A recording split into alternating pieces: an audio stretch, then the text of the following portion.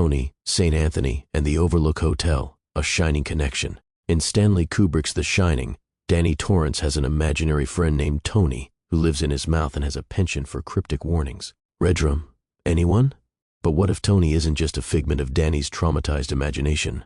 What if Tony is a reference to none other than St. Anthony, the patron saint of lost things? After all, what could be more fitting in a story about losing your mind, your family, and possibly your soul in a haunted hotel? Let's explore this hilariously plausible theory because it was possible, it was necessary. St. Anthony, patron saint of lost things, and Danny's sanity. St. Anthony of Padua is widely revered as the go-to guy for finding lost objects. Lost your keys? Your cat? Your mind? St. Anthony's got you covered. If you think about it, the Overlook Hotel is the perfect place for his intervention. It's a black hole of loss. Jack loses his grip on reality. Wendy loses her sense of safety. And Danny? He's in danger of losing his childhood innocence, not to mention his life. Enter Tony. He warns Danny about the dangers of the hotel, offers cryptic visions, and generally acts as a pint-sized guardian angel, albeit one with creepy vocal delivery.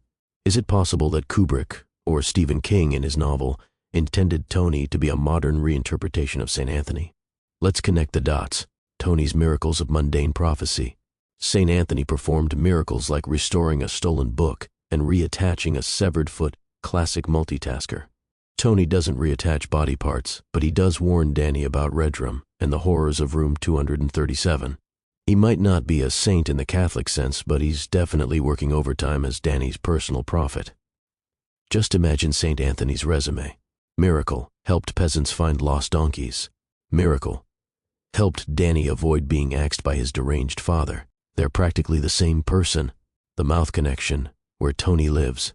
One of the weirdest details about Tony is that he lives in Danny's mouth. On its face, this sounds bizarre. Who has a roommate in their mouth? But consider St. Anthony's famous preaching. He was so eloquent that legend says fish gathered to hear his sermons when humans wouldn't listen. Tony might be using Danny's mouth for similar purposes, spreading wisdom, even if that wisdom is mostly screaming, "Don't go into room 237. Maybe this isn't just a random quirk. Perhaps Kubrick was slyly nodding to St. Anthony's reputation as a great communicator. Tony's cryptic warnings might lack subtlety, but hey, when your audience is a 5-year-old, subtlety is overrated. The Overlook Hotel, the ultimate test for a saint. St. Anthony famously resisted the devil's temptations in the wilderness. The Overlook Hotel is essentially the devil's playground, with its endless supply of ghosts, blood rivers, and naked zombie ladies. If anyone could guide a child through such a nightmare, it would be St. Anthony. Tony helps Danny navigate these horrors by giving him the Shining, a gift that's essentially spiritual Bluetooth.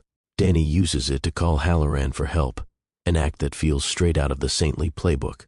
St. Anthony wouldn't leave someone stranded in the wilderness, and Tony sure isn't leaving Danny alone in the Overlook. What about Jack, the lost soul? St. Anthony doesn't just find lost things, he tries to guide lost souls. Jack Torrance is a perfect example of someone who's not just lost, but has actively wandered into the deep end. Jack's descent into madness might be exactly the kind of challenge St. Anthony would take on, though even he might admit, this guy's a lost cause. Tony, however, keeps his focus on Danny, the one person at the Overlook who can still be saved. Much like St. Anthony's sermons reached the vulnerable, Tony's cryptic warnings reach Danny in his moments of need. Jack? Not so much. A final miracle, escaping the maze.